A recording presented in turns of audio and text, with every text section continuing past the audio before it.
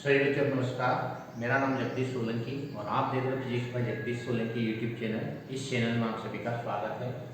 बच्चों, आज हम प्रकाश का परावर्तन पढ़ेंगे, रिफ्लेक्शन पढ़ेंगे, लाइट का रिफ्लेक्शन क्या होता है और इसके नियम्स क्या होते हैं। तो हमने पहले देख रखा है कि जब किसी प्रकाश को, ये मान लो कोई प्रकाश है, ट्यूबलाइट है, टार्च का, इसको किसी चमकीली सतह पर यदि हम डालते हैं, मान लो कि कांच है या कोई सी भी चमकीली सतह, पॉलिश सरफेस है, उस पर यदि इसको हम डालते हैं, इंसिडेंस करते हैं, आपतित करते हैं, तो ये प्रकाश टकरा के क्या होता है, वापस उसी मीडियम में आ जाता है, अंदर नहीं जाता है, दूसरे मीडियम में नहीं जाता है। तो ये जो घटना होती है, फिनोमेना होती है, इसको नाम देते हैं रिफ्लेक्शन। तो जब कोई प्रकाश किसी चमकीली सतह पर आपतित होता है, आपतित होता है मतलब उससे टकराता है, इंसिडेंस होता है जिसको हम कहते हैं, स्ट्राइक होता है। तो जब भी कोई प्रकाश किसी चमकीली सतह पर आपतित होता है और आपतित होने के बाद टकरा के यदि वापस उसी माध्यम में लौट आता है, तो इस घटना को हम प्रकाश का परावर्तन कहते हैं। तो परावर्तन किसको कहेंगे कि जब कोई प्रकाश किसी चमकीली सतह पर आपतित होता है या प्रकाश की किरणें जब किसी चमकीली सतह पर आपतित होती है और वो टकरा के वापस उसी माध्यम में लौट आती है, तो इस घटना को हम प्रकाश का परावर्तन कहते हैं। अंदर नहीं जाएगी, ध्यान रखना, अंदर नहीं जाएगी, टकरा के वापस उसी मीडियम में आ जाएगी, तो उस घटना को प्रकाश का परावर्तन कहते हैं। जैसे मान लो कि कोई दर्पण है, मिरर है, तो मिरर पे हम लाइट डालेंगे तो टकरा के वापस आ जाएगा। तो ये जो घटना होती है उसको हम परावर्तन कहते हैं।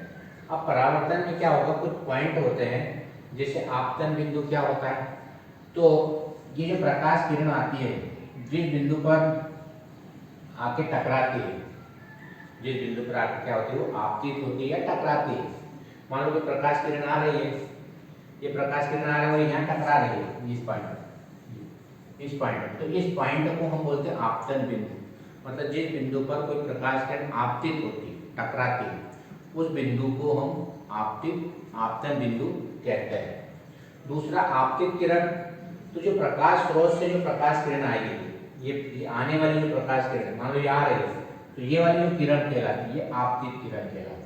जैसे उदाहरण के लिए ये वाली किरण, ये आपतित किरण, ये आने वाली आपतित किरण। तो प्रकाश स्रोत से जो किरण निकलती है ना, और परावर्तक तल से टकराती है, तो टकराने वाली जो किरण होगी ये निकल के परावर्तक तल होता है, ये परावर्तक रिफ्लेक्शन सरफेस होता है, परावर्तक तल, इससे टकराती है, तो उस किरण को हम आपतित किरण कहते हैं। जिस बिंदु पर टकराती है उसको हम आपतन बिंदु बोलेंगे, इंसिडेंस पॉइंट बोलेंगे। और ये जो आने वाली जो किरण होती है और सतह से टकराती है, इसको हम क्या बोलेंगे, आपतित किरण कहते हैं। अभिलंब, जिस बिंदु पर ये आपतित होती है किरण आपतन बिंदु पर, तो वहां पर एक काल्पनिक रेखा, इमेजिंग लाइन खींचना पड़ती है। ये एक लाइन खींचते हैं हम, इमेजिंग लाइन होती है इस तल के लंबवत, उस लाइन को, उस रेखा को अभिलंब या नॉर्मल कहते हैं। नॉर्मल या अभिलंब किसको कहेंगे कि जिस बिंदु पर प्रकाश किरण आपतित होती है उस बिंदु पर एक हम लाइन खींचते हैं, रेखा खींचते हैं उस तल के लंबवत। एक काल्पनिक रेखा होती है, इमेजिनरी लाइन होती है, उस इमेजिनरी लाइन को, काल्पनिक रेखा को हम बोलते हैं अभिलंब। तो अभिलंब समझ में आ गया होगा कि जिस बिंदु पर प्रकाश किरण आपतित होती है उस बिंदु से एक लाइन खींचना पड़ती है ऊपर की ओर। जैसे ये बिंदु है, इससे लाइन खींचती, तो ये लाइन क्या कहलाएगी, रेखा क्या कहलाएगी, अभिलंब कहलाती है। फिर हमारे पास परावर्तित किरण। परावर्तित किरण किसको कहेंगे कि ये प्रकाश किरण आपतित किरण हो गई, जब ये टकरा के वापस जाती है, जब कोई प्रकाश किरण किसी चमकीली सतह से टकरा के क्या होती है, वापस उसी माध्यम में लौट आती है, तो जो वापस आने वाली जो किरण होती है टकराने के पश्चात या परावर्तक तल से परिवर्तन के उपरांत जो होने वाली वापस आने वाली जो किरण होती है, उस किरण को हम परावर्तित किरण कहते हैं। तो ये परावर्तित किरण हो गई जो टकरा के वापस आती है, उसको हम परावर्तित किरण। जो आने वाली किरण उसको आपतित किरण, जिस बिंदु पे टकराती है उसको हम आपतन बिंदु कहते हैं, ये आपतन बिंदु कहलाएगा। जहाँ पे टकराएगी उसको हम आपतन बिंदु कहेंगे। और एक लाइन खींचेंगे, जिस बिंदु पर टकराती है वहाँ पर एक इमेजिनरी लाइन खींचेंगे, उसको हम क्या कहेंगे, अभिलंब, नॉर्मल कहते हैं। इसके बाद में हमारे पास आपतन कोण किसको कहेंगे, तो आपतन कोण क्या होता है कि जो आपतित किरण होती है, ये आपतित किरण और ये अभिलंब, आपतित किरण और अभिलंब के बीच बनने वाला कोण, आपतित किरण मतलब इंसिडेंस रे और नॉर्मल अभिलंब, इन दोनों के बीच बनने वाले कोण को हम आपतन कोण कहते हैं। परावर्तन कोण किसको कहेंगे कि परावर्तित किरण और अभिलंब के बीच बनने वाला कोण परावर्तन कोण कहलाता है। आपतन कोण को हम आई से प्रदर्शित करते हैं। आई आई किसके बीच बन रहा है, आपतित किरण और अभिलंब के बीच। तो आपतित किरण और अभिलंब के बीच बनने वाला कोण आपतन कोण कहलाता है। परावर्तित किरण और अभिलंब के बीच बनने वाला कोण परावर्तन कोण कहलाता है। जिस सतह से टकराती उस सतह को हम परावर्तक सतह कहते हैं। आने वाली किरण को जो कि टकराई सतह पर उसको हम आपतित किरण, और टकरा के वापस जाने वाली किरण को परावर्तित किरण, और जिस बिंदु पर टकराती उसको हम आपतन बिंदु कहते हैं। और इस आपतन बिंदु से एक हम काल्पनिक रेखा खींचते उसको हम अभिलंब कहते हैं। आपतित किरण और अभिलंब के बीच बनने वाले कोण को हम आपतन कोण कहते हैं, और परावर्तित किरण और अभिलंब के बीच बनने वाले कोण को हम परावर्तन कोण कहते हैं, जिसको हम आर से रिप्रेजेंट करते हैं। उसके बाद हमारे पास परावर्तन के नियम आते हैं। परावर्तन के दो नियम है, ये चीज ध्यान रखना अच्छी तरह से। परावर्तन के दो नियम है। पहला नियम ये होता है कि जो आपतन कोण होता है, ये आपतन कोण आई और ये परावर्तन कोण आर, ये दोनों सदैव बराबर ही होंगे, आई इक्वल टू आर। यानी आपतन कोण का मान सदैव परावर्तन कोण के बराबर होता है। पहला नियम क्या होता है कि जितने एंगल से इंसिडेंस होगी उतने एंगल से वापस रिफ्लेक्ट भी होगी। यदि 30 डिग्री से हो रही है आपतित, तो परावर्तन कोण भी 30 डिग्री का ही होगा। आपतन कोण और परावर्तन कोण सदैव बराबर होता है, पहला नियम। दूसरा नियम ये है कि आपतित किरण यानी ये वाली किरण, आपतन बिंदु यानी ये वाला बिंदु पॉइंट, और अभिलंब मतलब ये वाला, और परावर्तित किरण के बराबर, ये सभी एक ही तल में स्थित होते हैं। देखो सभी एक साथ मिल रहे, कौन कौन, आपतित किरण या रही है, आपतन बिंदु, अभिलंब या विलंब, और परावर्तित किरण, ये तीनों या चारों एक ही तल में स्थित होते हैं। सभी एक साथ मिलते हैं चारों चीजें, कौन कौन, आपतित किरण, आपतन बिंदु, अभिलंब और परावर्तित किरण एक ही तल में स्थित होते हैं।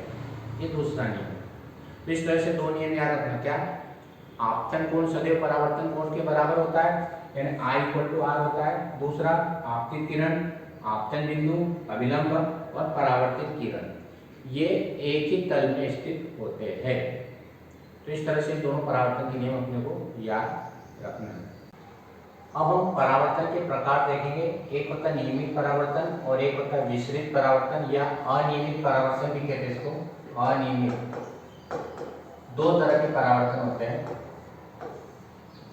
एक होता है नियमित परावर्तन और एक होता है अनियमित परावर्तन या विसरित परावर्तन, डिफ्यूज बोलते हैं इसको, इरेगुलर भी कहते हैं इसको। तो एक होता है रेगुलर और एक होता है इरेगुलर रिफ्लेक्शन। इन दोनों के बीच में क्या अंतर होगा ये देखेंगे। तो एक चीज ध्यान रखना है कि जो नियमित परावर्तन होता है उसके लिए जो सतह होती है बिल्कुल चिकनी होती है। तो पहली कंडीशन ये होती है कि जो नियमित परावर्तन होता है वो चिकनी सतह से ही होता है। जैसे समतल दर्पण है हमारे पास, जो प्लेन सरफेस अपने प्लेन मिरर होता है, वो उसकी जो सतह होती है वो चिकनी होती है, बिल्कुल स्मूथ सरफेस होती है। तो पहले कंडीशन ये है कि नियमित परावर्तन यदि आपको करना है, प्राप्त करना है, तो उसके लिए जो सरफेस है मिरर की या जो भी सरफेस है हमारे पास रिफ्लेक्टेड सरफेस, परावर्तक सतह जो होती है वो चिकनी होना चाहिए। तो पहली कंडीशन ये है कि नियमित परावर्तन के लिए सतह कैसी होना चाहिए, चिकनी होना चाहिए। चिकनी सतह से ही नियमित परावर्तन होता है। और इसमें जो सतह होती है खुरदरी होती है, खुरदरी सतह होती है, ध्यान रखना। जो सरफेस होती है खुरदरी होती है, रफ सरफेस होती है। तो रफ सरफेस से जो परावर्तन होता है उस परावर्तन को हम विसरित या अनियमित परावर्तन कहते हैं। और यदि मान लो चिकनी सतह से यदि परावर्तन होता है, रिफ्लेक्शन होता है, तो उसको हम नियमित परावर्तन कहते हैं। दूसरा इसमें ध्यान रखना है कि इसमें जो प्रकाश किरणें होती है, जैसे मान लो ये आपतित किरणें और ये परावर्तित किरणें होती है, तो इसमें जो परावर्तित किरणें, आपतित किरणें तो समांतर होती है, पैरेलल होती है, साथ साथ में परावर्तित किरणें भी समांतर होती है। जो रिफ्लेक्टेड रेज होती है वो भी क्या होती है, एक दूसरे के समांतर होती है। यानी कहने का मतलब क्या हुआ कि आपतित किरणों के समांतर होने के साथ साथ परावर्तित किरणें भी समांतर होती है, पैरेलल होती है। ये रिफ्लेक्टेड रेज भी एक दूसरे की क्या है, पैरेलल, समांतर। तो दूसरी कंडीशन ये है कि आपतित किरणों के समांतर होने के साथ साथ परावर्तित किरणें भी समांतर होती है। इसमें क्या देखो, जब ये खुरदरी सतह से रिफ्लेक्शन होगा तो ये क्या होगा, एक दूसरे को काटने लगेंगे, इंटरसेक्ट कर देंगे, ये एक दूसरे के पैरेलल नहीं होगी। आपतित किरणें तो समांतर होती है परंतु परावर्तित किरणें समांतर नहीं होती है। दूसरा इसमें अंतर देखेंगे, पहला क्या लिखा, ये चिकनी सतह से प्राप्त होता है, ये खुरदरी सतह से प्राप्त होता है। दूसरा हमने लिखा इसमें आपतित किरणें तो समांतर होती है, साथ साथ में परावर्तित किरणें भी समांतर होती है। इसमें हमने लिखा आपतित किरणें तो समांतर होती है परंतु परावर्तित किरणें समांतर नहीं होती है। तीसरा हमने लिखा है कि इसमें जो प्रतिबिंब बनता है, इमेज बनती है, वो स्पष्ट बनती है, क्लियर दिखाई देता है। जिससे अपन समतल दर्पण की बात करते हैं, जो डेली यूज हम करते हैं, तो उसमें जो इमेज दिखती है, प्रतिबिंब दिखता है, वो बिल्कुल स्पष्ट दिखाई देता है। तो इसमें प्रतिबिंब स्पष्ट दिखाई देता है, इसमें प्रतिबिंब स्पष्ट दिखाई नहीं देता है। और परावर्तित किरणें एक ही दिशा में होती है, देखो सभी की डायरेक्शन एक ही है, परावर्तित किरणों की डायरेक्शन एक ही होती है, और इसमें कुछ इधर जा रही कुछ इधर जा रही, तो डायरेक्शन सेम नहीं होती है। तो इस तरह से दोनों में अंतर हम लिख सकते हैं। पहला अंतर, इसमें यह चिकनी सतह से प्राप्त होता है, ये खुरदरी सतह से प्राप्त होता है। इसमें जो होता है आपतित किरणें समांतर होने के साथ साथ परावर्तित किरणें भी समांतर होती है। इसमें आपतित किरणें तो समांतर होती है परंतु परावर्तित किरणें समांतर नहीं होती है। इसमें प्रतिबिंब स्पष्ट दिखाई देता है, इसमें प्रतिबिंब स्पष्ट दिखाई नहीं देता है। और ये परावर्तित किरणें जो होती है वो क्या होती है, एक ही दिशा में होती है, इसमें परावर्तित किरणें एक दिशा में नहीं होती है। समतल दर्पण से प्राप्त प्रतिबिंब क्या होता है, एक तरह से नियमित परावर्तन होता है। और किसी खुरदरी सतह से, मान लो कोई खुरदरी सरफेस है, जैसे दीवार है, टेबल है या अन्य कोई सरफेस है हमारे पास, तो उससे जो प्रतिबिंब मिलता है वो अनियमित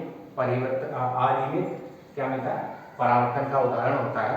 तो इस तरह से दोनों में अंतर अपने को अच्छी तरह से समझ में आना चाहिए। यदि वीडियो आपको अच्छा लगता है तो आप इस चैनल को सब्सक्राइब करें, अपने दोस्तों के साथ वीडियो को शेयर करें और बेल आइकन के बटन को प्रेस करें ताकि आने वाली वीडियो की नोटिफिकेशन आप तक पहुंच जाए।